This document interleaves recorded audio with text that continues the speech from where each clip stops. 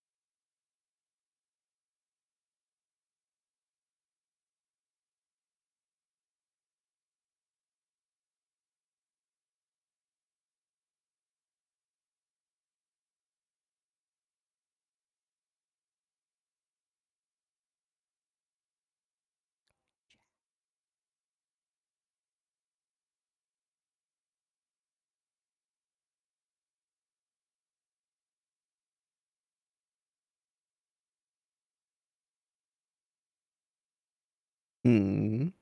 Hmm. Another killing? Oh, holy shit.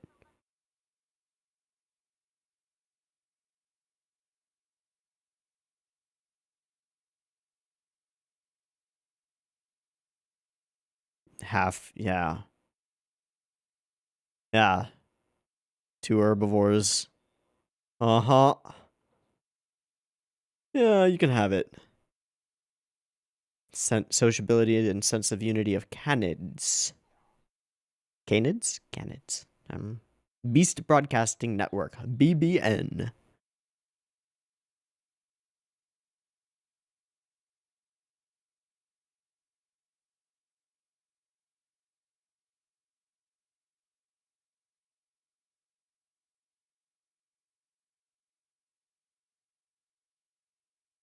No, it does not.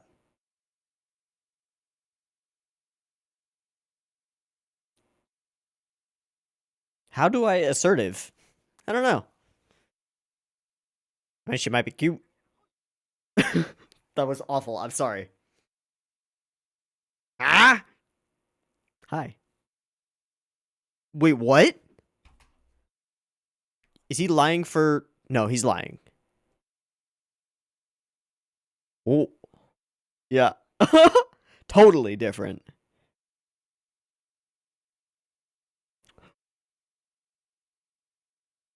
Uh-huh. So she's a gray wolf. That's what they were saying. Oh, fuck. Hey.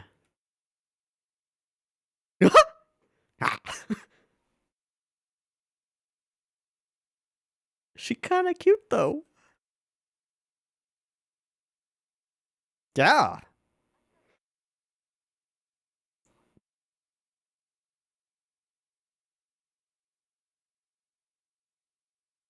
That's why you've been who you've been for so long, right?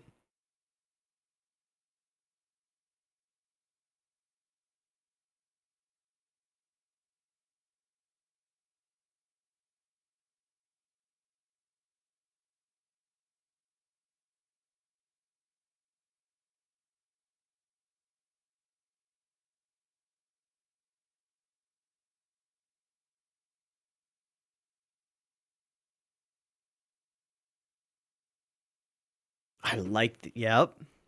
I like these splits. So much more interesting to see both characters emote than to do over-the-shoulder shots. So you have heard of me. Okay. Juno. Oh.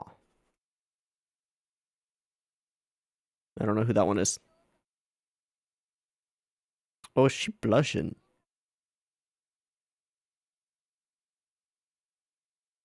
Yeah. Yeah, get those digits. Hmm.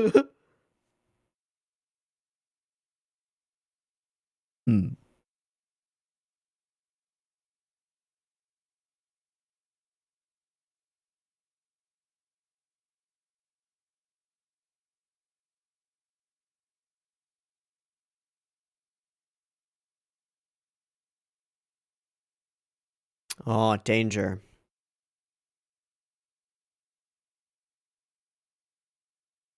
Hmm.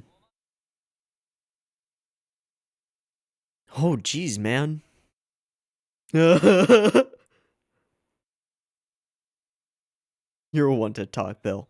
Oh, we're definitely going there. Dark market. Make sure you buy some bitcoins first. Yeah. Buy some bitcoin first, get it laundered. You can use Monero too. Be fine.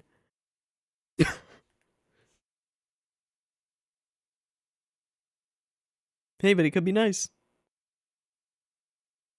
The dog market. Is that where you get blood and stuff? What?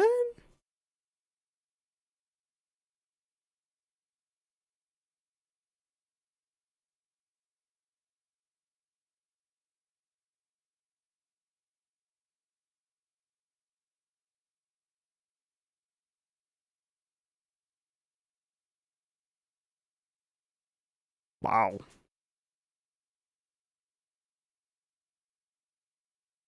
Aw. Aw, he doesn't have wings. Oh, he doesn't have a permit.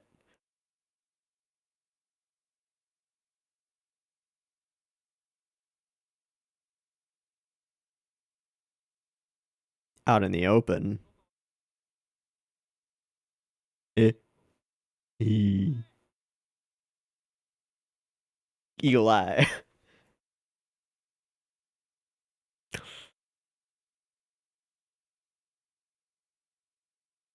City Hall.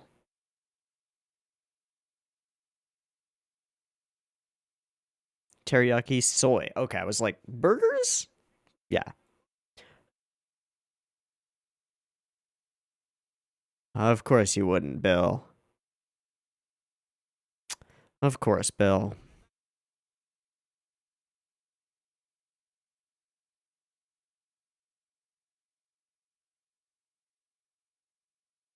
Everybody knows that. Oh boy. Oh boy. Oh, I don't. Fuck off, Bill. Yeah, fuck off, Bill.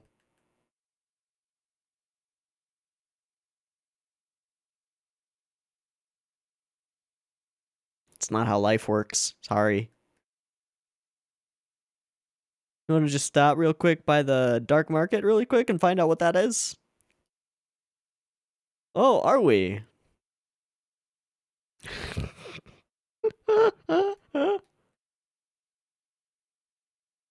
Ah, rough.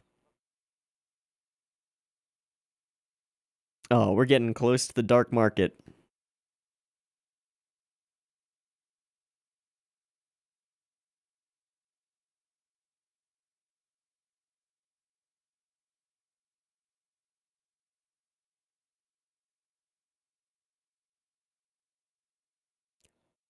Oh, fuck.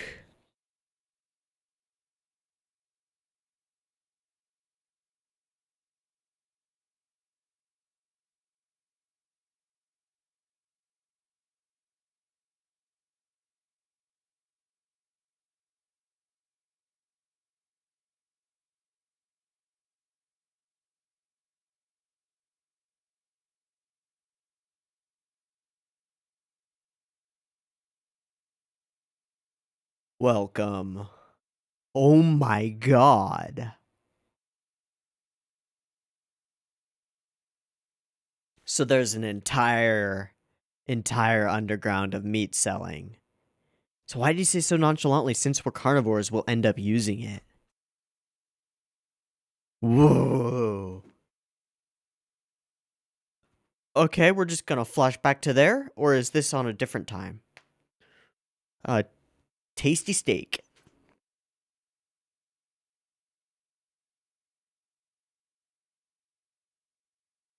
Aw.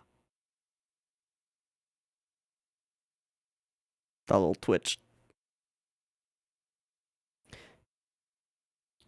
Get in the zone.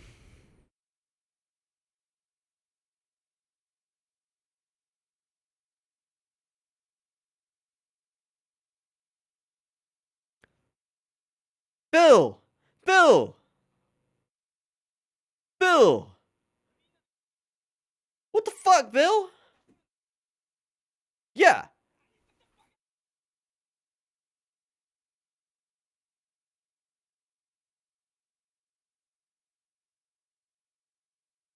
Oh, that was cool.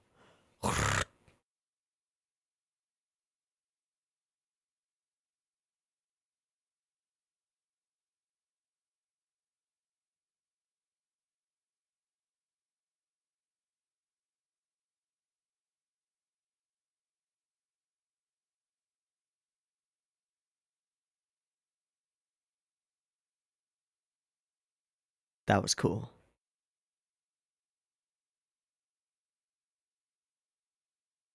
Huh.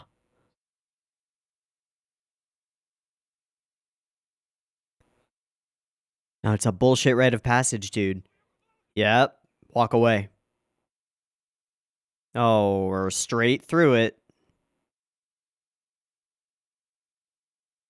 Overwhelming, yeah.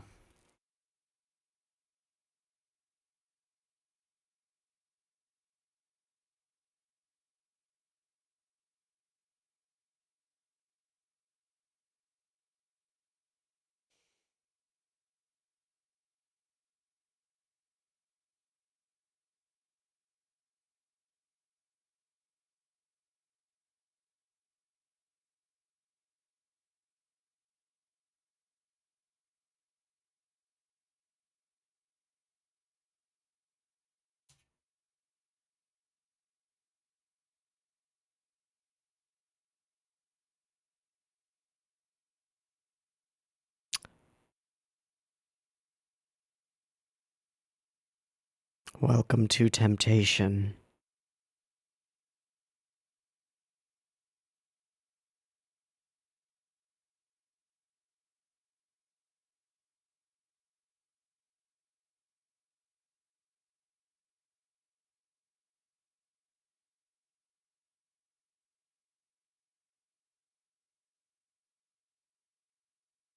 You just got pulled in by a fucking slaver type, didn't you? Oh, fuck.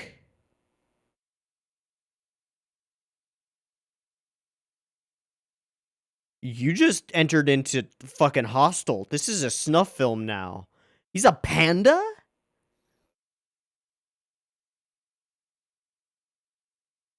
What is with the all black eyes?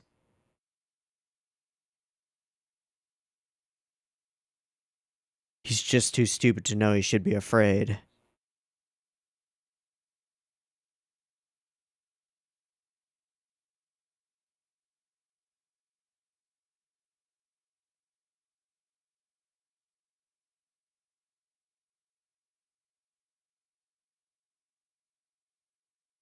Is that a camera? Yeah.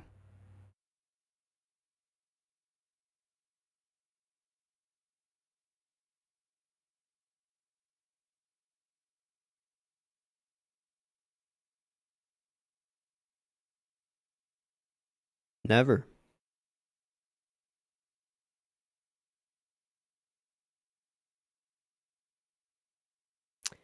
Laid their hands. Now he's gonna confess a little bit. Huh.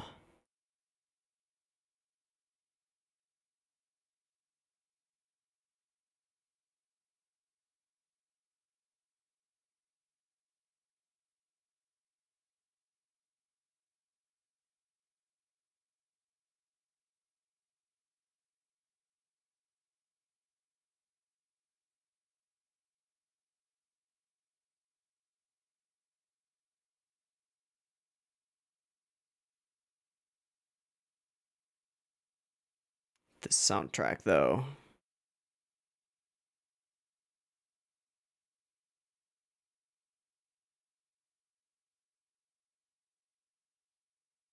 Got it.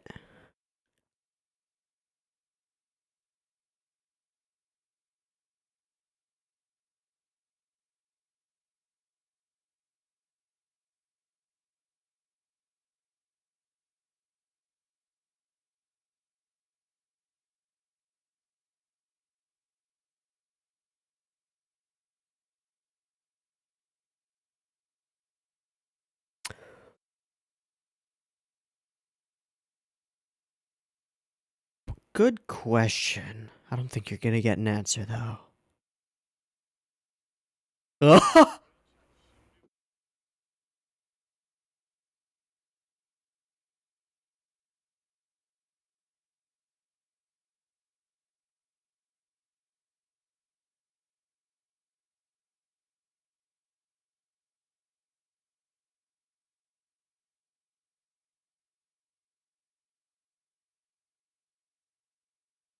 This is so much more fascinating than I could have possibly expected. Ah, bamboo in every corner. Pandas are herbivorous, though.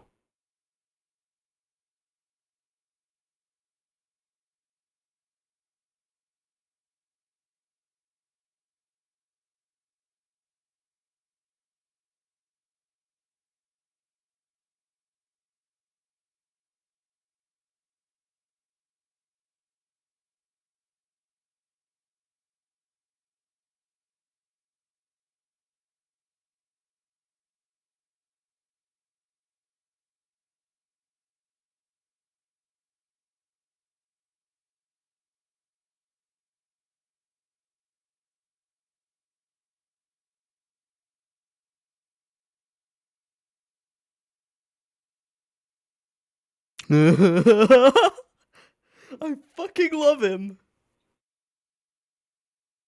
Okay. I don't have a reason to doubt him, yeah.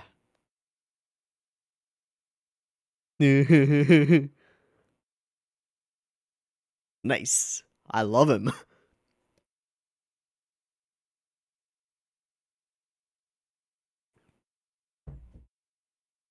Psychotherapy, baby. Mm-hmm. Uh-huh. Everything.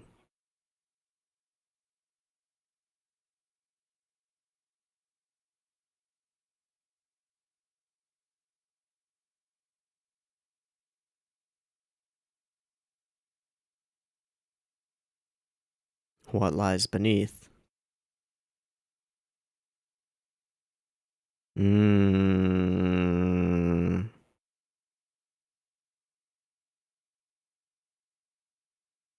Mmm.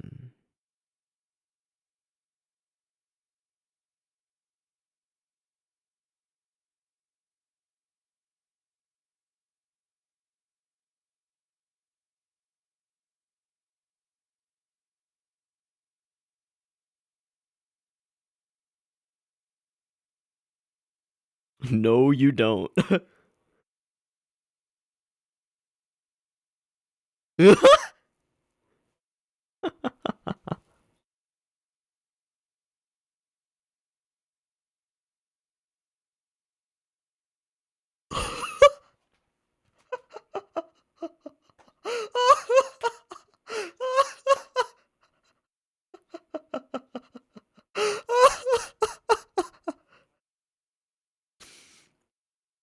Amazing. Amazing.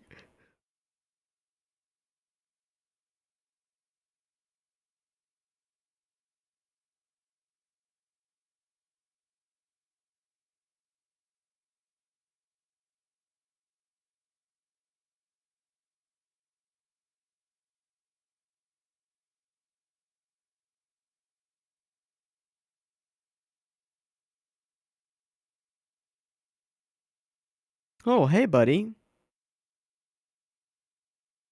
How long was he out?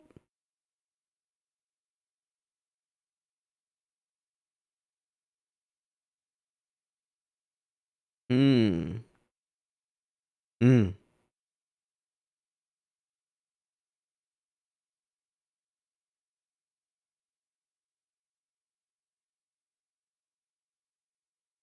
All right, man.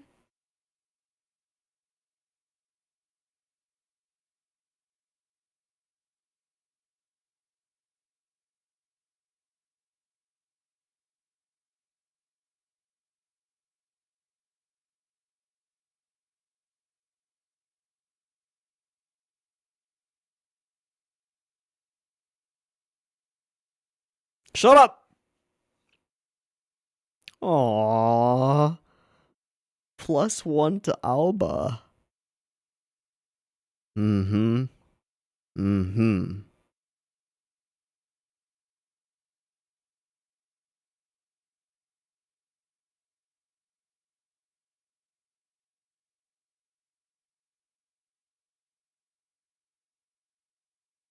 What an episode! I'm kind of reeling from that. That was nutty.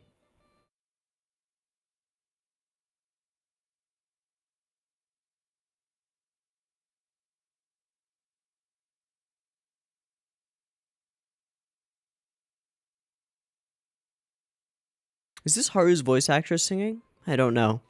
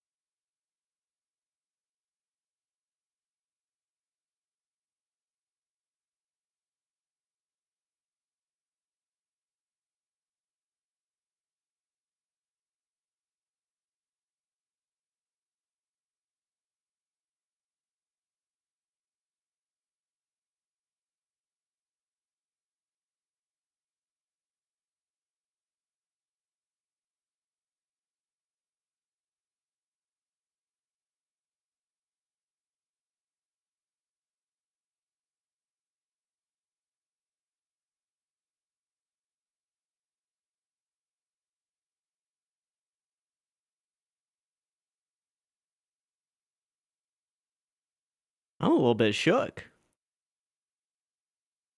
That was nuts.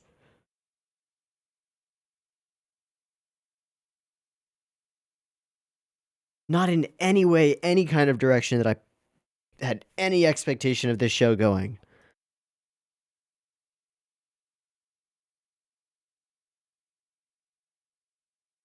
Fuck Bill.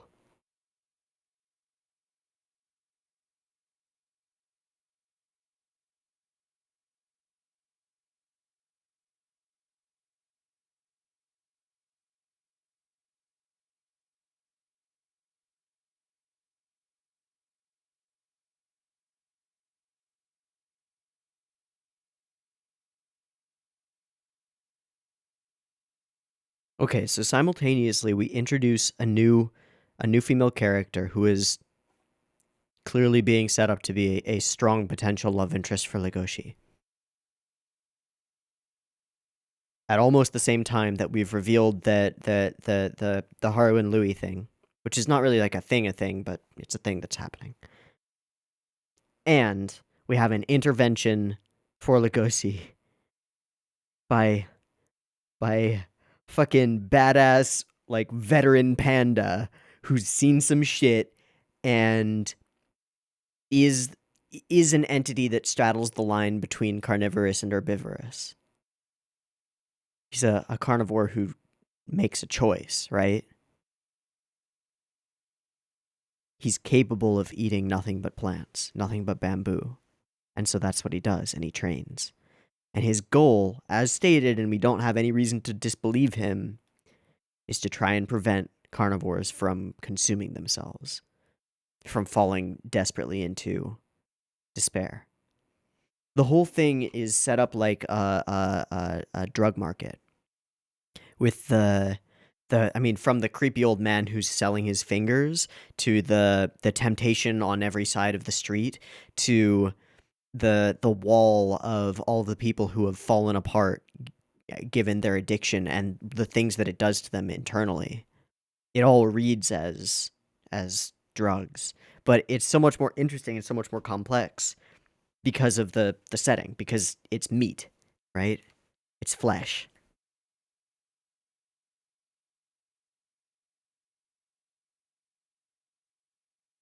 Whoa. Whoa. This was a kickoff. I mean, every episode up until now of Beastars has had some seriously interesting elements and some solid direction, but this was miles beyond. I'm going to be unpacking this mentally for at least a week. Wow, wow, wow, wow, wow, wow, wow. I hope that sessions with Panda Bro become like a thing. So that gives Lugosi somebody he can actually talk to. Somebody who actually seems to understand. Because Lugosi has been like completely alone in this for a long time. The closest thing he's had to somebody who understands like the turmoil he's going through is somebody who's gung-ho willing to go in on it, which is Bill. I mean, Jack's nice, but Legoshi's not gonna tell Jack about his desire to devour Haru. And even if he did, Jack wouldn't understand the subconscious into conscious like rationalization the way that this psychotherapist character does. I'm an actual doctor. Man, and then the direction of the whole sequence made it seem, to me at least, like he was about to get sold. Especially given that the old man with the fingers looks up at him and is like, "Oh, you've got nice canine teeth. Those would sell for good money from a young wolf like you." And then he immediately passes out and gets picked up by this gigantic panda who's like, "Hey, thanks for just casually passing out for me." That whole setup was it cued into so many, I don't know, things that I associate with specific type of horror film. I said it during the reaction, but Hostel. It's that kind of a thing. You've been captured, you are helpless. Now the torment begins, but that's not the way it goes. That's the assumption. Wow.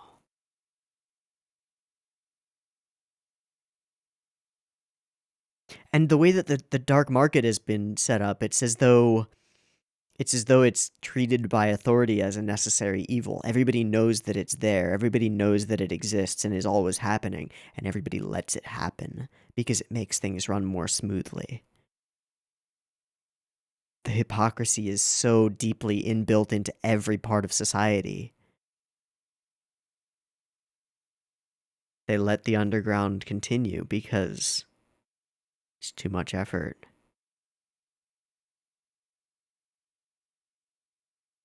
It probably reduces the number of devourings. Society probably couldn't stand without it. Again, leading toward this like realization of balance within Lugosi. He needs to find a way to balance his desire. I think my favorite thing about the episode, and there are a lot of things that I could call a favorite about the episode, but I think my favorite thing about the episode was the conversation about putting your mask back on, and beyond that, the the sort of statement from the panda, the thing that Lugosi doesn't want to believe, which is that his affection and what he's considering love as somebody who doesn't know what that even means, for Haru is his upper layers of consciousness justifying his subconscious desire to consume her. I don't want to eat her, I just love her. Easy peasy. But what happens if you fall into that, if you give into that, if you let that have sway? And what happens when you catch her scent, for example? Bad shit. Bad shit. One hit, right? That's all it takes. Wow. Wow, wow, wow, wow, wow, wow, wow. Okay, other cool things throughout the episode. Um, um, Repeated use of the split screen frames to show both characters during a conversation interacting and emoting at the same time. I've talked about it a couple of times, but it really stood out to me in this episode because of the number of one-on-one reacting to each other directly conversations that we had that were demonstrated in that fashion. I want to see more of that in more shows all over the place and in live action as well. It's a little bit more weird to do in live action because it's a bit of a suspension of disbelief thing. Like usually a static camera or like a camera that moves in sort of a way that you could believe a person is seeing a scene is a thing to do. However, the traditional way that we would do some of these scenes. Let's just find one for an example. I know that there's one between the girl between Juno and Lugosi here somewhere.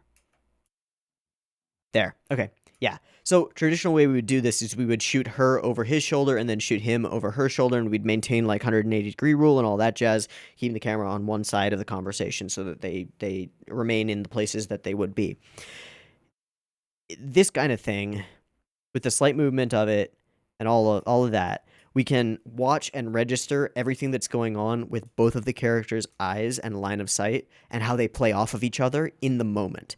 And like it takes a lot of skill as a director to know when to shoot which character, because you're balancing like, do we hold the camera on them to show them saying what they're saying and how they feel about the way that they're saying it, or do we cut away from them to the other person to show how they're reacting to what they're reacting to and how they feel about what's being said?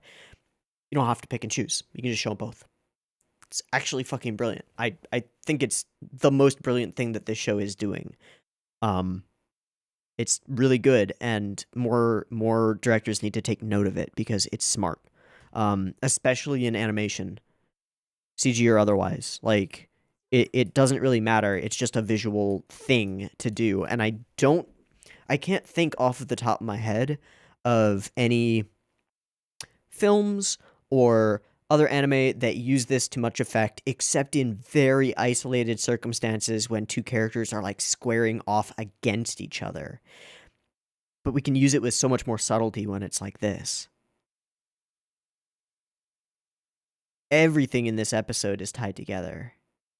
Like the whole conversation with Juno here, the whole like reaffirming who Lugosi is and where he's come from, and the questioning from her of his way of dealing with this pain. She doesn't want to deal with it. He has just gotten used to it as as he says here in this specific frame that we happen to be on at the moment, he has, and we know this about him. We know that his whole meek mask, and it is a mask because it is entirely against his instincts, we know where that came from. We know that it's to try to keep himself from being ostracized as a carnivore, to just try and keep his head down and not be a center of attention. But there are so many layers to it. And this conversation with Juno peels those back a little bit. On one hand, like, I admire her strength of character, even in just how many minutes have we known her at this point? Like 2? We've known her for like 2 minutes at this point, and already I have a feeling for her earnestness. That seems to be, I think that's a word that describes what we know about her at the moment. She is earnest. She doesn't want to fake it. She wants to be who she is and doesn't want to be bullied for it. Rip. Good luck. Welcome to the world. And it all ties into what happens later. Fuck. This is a really good episode. Okay, also, Juno, she real cute. A big part of that is her big fucking eyes. I mean, it's a pretty clear distinction here, but, like, Haru, I believe, has monochrome eyes, right? She doesn't have irises. Does she? I don't remember. I don't think she does. I think she's got monochrome, like beady rabbit eyes. Lugosi has relatively small irises. They change when he emotes sometimes, but they generally are like this, relatively small. Juno has big fucking doe eyes. Big fucking bright blue, sparkly, shimmery doe eyes. Big ones. Makes her a really, really attractive character. Immediately. That's a large part of why most moe characters have gigantic eyes. It's why. Just from a character design perspective, she's immediately registered as really fucking cute and also pretty sweet. And she heard about a nice wolf in the club, and he is that nice wolf. Nice. So, because of situations beyond their control, they send only all of the carnivores. Okay. And there is mention of the dark market. Hey, definitely don't go to the dark market. Oh, well, we're definitely going to the dark market immediately. It's great. So we finally get to see a bit of society outside of town, and it is very peaceful and wonderful, and then we find out why. And it's not something you want out in the light. So Bill's all excited about this, and then we get this conversation where Bill is like full jock locker room talking about some tiger girl that he's with, and oh, you're so self-centered during sex that I feel empty. I don't get why she would say that. Maybe it's because I'm an asshole. Fuck you, Bill. Yeah, Lugosi looking around at everybody. And then this moment, yeah. Will things become easier for me? No, not a chance. Not a chance. Now, who says, weird, I just followed Zoozle maps? Is it Bill?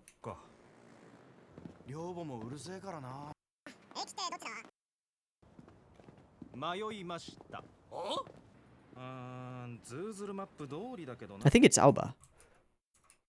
Okay. Cool.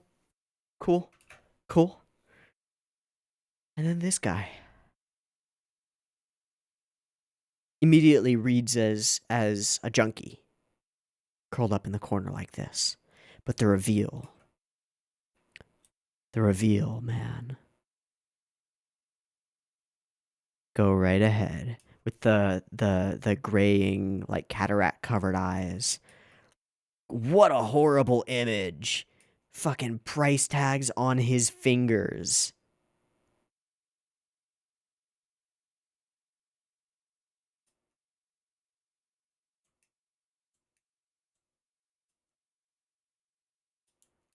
Welcome to the dark market. I also love the truck pulling away for the reveal of the whole thing. And the way that the smoke almost curls around him like hands itself, grabbing him and trying to pull him in. Like that? Yeah. That's really cool. I wonder if they're doing like particle effects coming off of a modeled hand. It looks like it. And then just massively blurred or something. I don't know enough to know. Either way, it's really effective. And here is the underground, the way things really are. And society functions because of it. And then we flashed here. Okay, so Haru does have color in her eyes. She has a pupil distinctly, and then color. I was just wrong. What do I look like to you?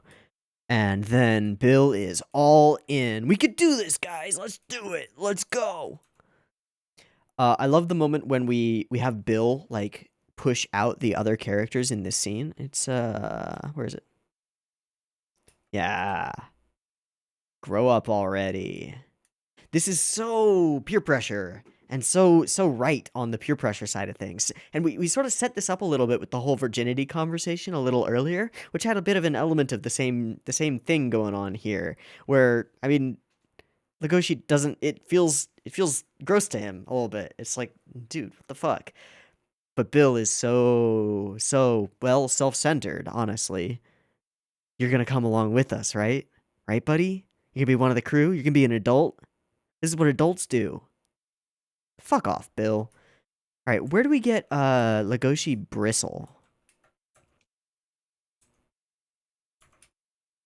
Oh, it's before he runs away, right? I don't remember.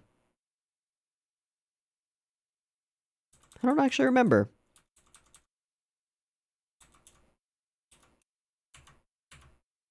I thought it was in this conversation.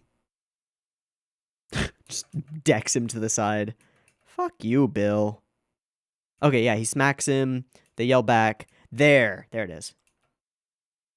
Looks like they morphed a shitload of extra polys onto the back of his head. Or something. I don't know what I'm talking about. That's okay. And then Alba steps in, is like, yep, we're gonna do this. This is the thing we're gonna do. Then we have this whole scene drooling as he runs away from his own temptation and is trying to hold on to the thought of Haru. And yet, this is an unsightly desire. Welcome to temptation, my friend. Welcome to being alive. And the scariest fucking panda. So something I want to look up about pandas. Panda eyes. Wait, that's the name of an artist, isn't it? Yeah. Panda bear eyes. Yeah. Are pandas' eyes entirely black? Looks like it.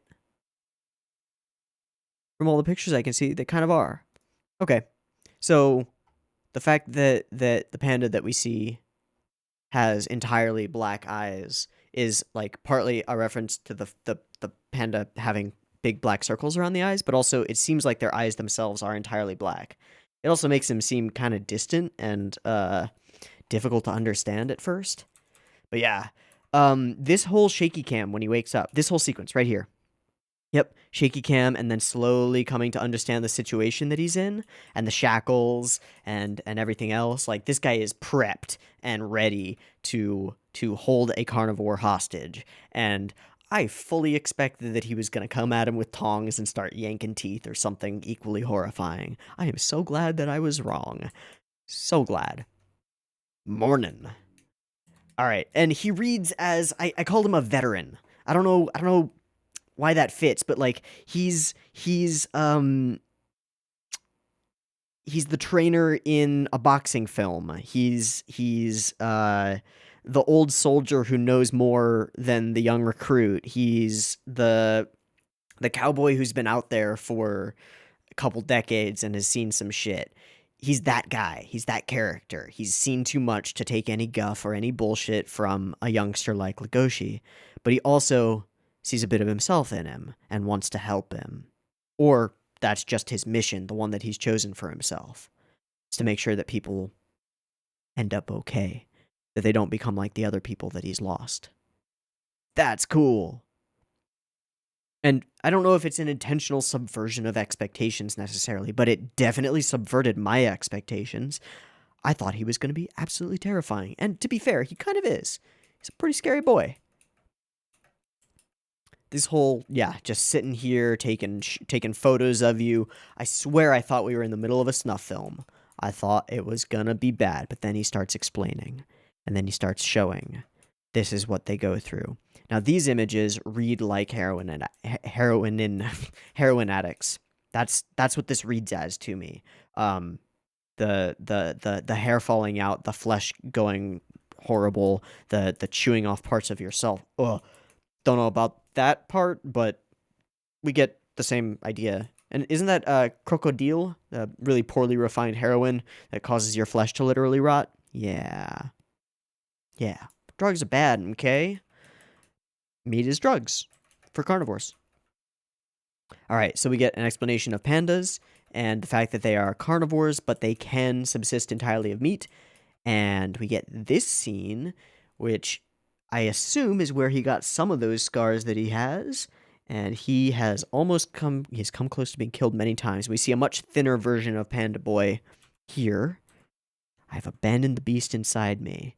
And I have to wonder what kind of creature that is, because those look like very wolf-like claws.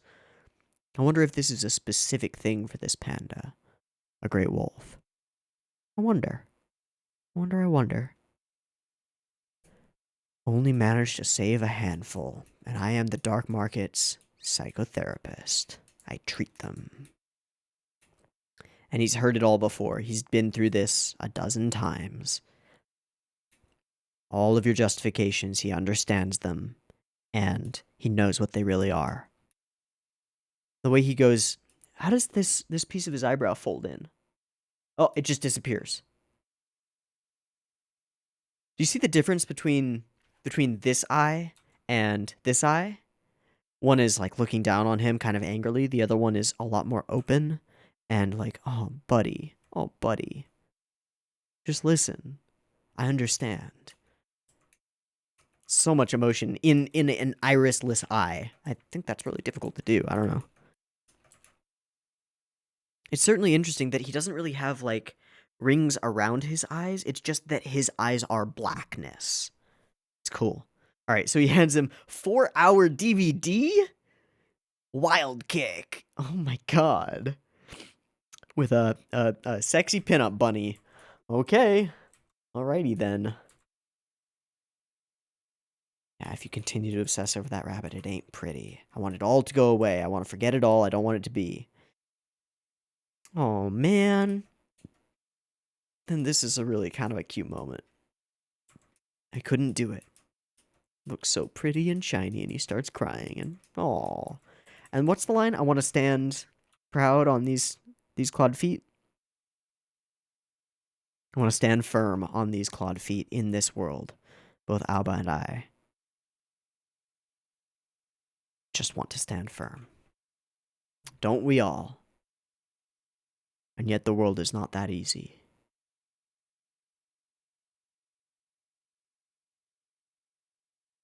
There's also, I have to mention it because it was kind of amazing. Some of the sort of groovy, like, city jazz soundtrack pieces for the dark market.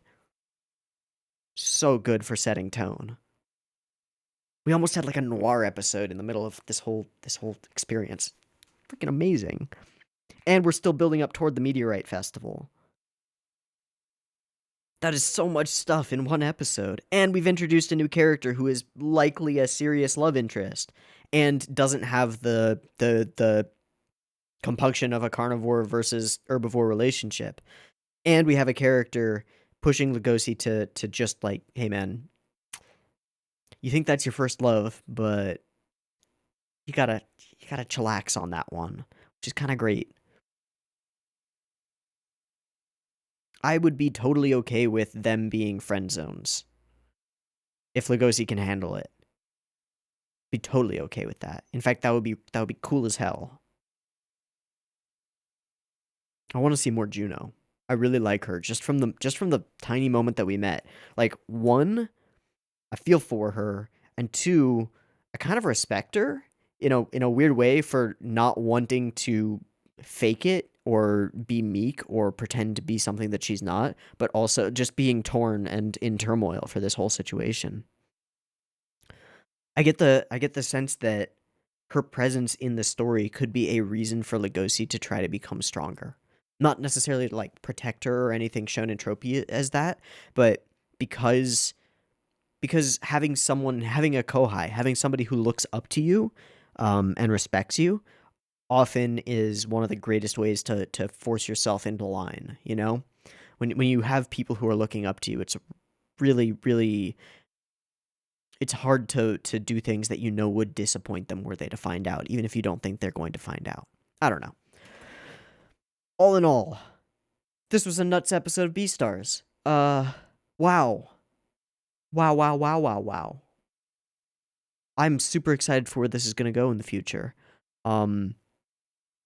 This feels like a massive turning point for everything. We've introduced all of these elements about society at large. We've introduced this panda character who Lugosi can actually go and talk to, and who will actually probably be willing to help him through what he's dealing with, which is amazing.